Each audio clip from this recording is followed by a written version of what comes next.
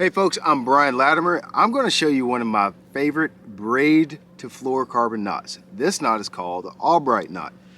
What you need to tie this knot, obviously you're going to need some braid, and for leader I prefer to use fluorocarbon. You can use either fluorocarbon or braid or mono, I'm sorry. You use fluorocarbon or mono, but I'm using 12-pound test fluorocarbon for this knot. This is the way I like to do it. You start off with the fluorocarbon first. Very simple. You're just going to make a little bunny ear just like that. You see him? There's my little bunny. Alright?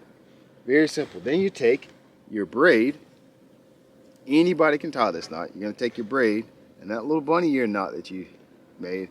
I want to stick my braid down through that hole just like that. The way I like to do it is I like to take my ring finger on my right hand and hold this bunny ear in place. And what makes this knot very simple is I'm just going to take the braid, and I'm going to make wraps around that bunny ear going this way. So I'm going to make some coils going around both pieces of line. For 12-pound tests, I like to do anywhere between 7 to 9 wraps, just going around just like that. No knots or anything. 7 to 9 knots. I didn't count on this one, so I'm not really sure where we are. Let's just say 8 and 9.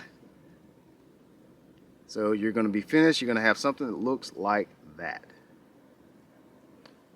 And you take that tag in. Now you're going to do wraps going back this way, going right back over top of the wraps that you initially made. And I'm going to do the same amount.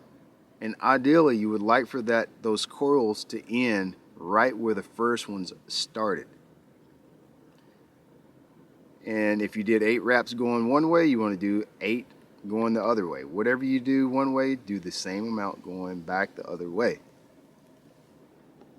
Once you've got that all the way to the top, not exactly sure if we had 8 going that way, you want to make sure you pull that tag in back through the loop the exact same way that you entered. So I'm going to push my tag in right back through that loop. I missed it that time, so that knot would certainly fail. And I'm going to wet it. I'm going to pull it down to about right here. And I'm going to wet it just to lubricate the line so it slides down perfectly. I'm going to pull it tight, very slowly. You don't have to just sit here and just cinch it down real fast, really slow. And that's how you tie Albright knot. What I'll do is I'll take and cut my tag ends. The plus side to this line, not this line to fluorocarbon,